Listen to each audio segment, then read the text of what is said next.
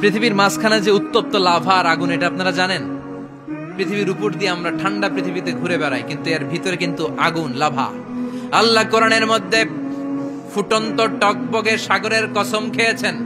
সাগরের পানির, ফুটন্ত টকবগে সাগরের পানির কসম। সাগরের পানি আবার ফুটন্ত হয় কি করে? পানি কি হয়? ঠান্ডা। পানি কি?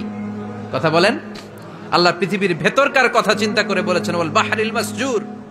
ইউনাইটেড স্টেটস অফ আমেরিকার নেভাল একাডেমির সায়েন্টিস্টরা এই আয়াতের উপর রিসার্চ করেছে যে সাগরের ভেতরে আবার, এই ঠান্ডা পানির ভেতরে আবার উত্তপ্ত আগুনের লাভা আসলো কোত্থেকে।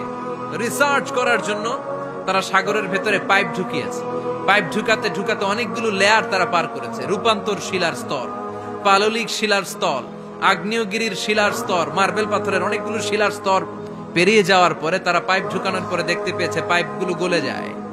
এই রিসার্চ প্রজেক্টের যিনি চিফ, উনি বললেন, bring the water proof pipe from America. America থেকে ওয়াটার প্রুফ পাইপ নিয়ে আস।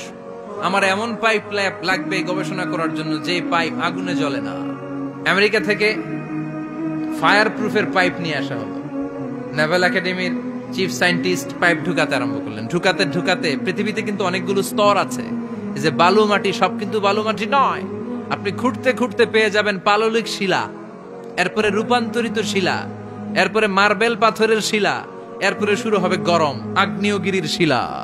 ওই শিলার ভেতরে এমন আগুন আল্লাহ রেখেছে, ওই নেভাল একাডেমির সায়েন্টিস্টরা ফায়ার প্রুফের পাইপ ঢুকাতে ঢুকাতে একটা লেভেল যাওয়ার পরে দেখা যায় ফায়ার প্রুফের পাইপও গলে গলে মুহূর্তে পানি হয়ে যায়।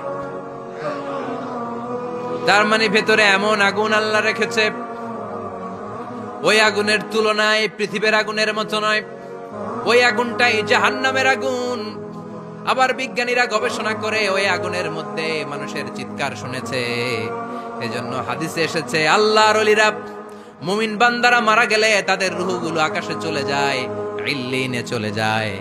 আর কাফের মুশরিক আর নাস্তিক গুলো মারা গেলে তাদের আত্মাগুলো পৃথিবীর মাঝখানে সিজ্জিনে চলে যায়। ওই সিজ্জিনের ভেতরে আগুন আছে না নাই? চিল্লায় বলেন।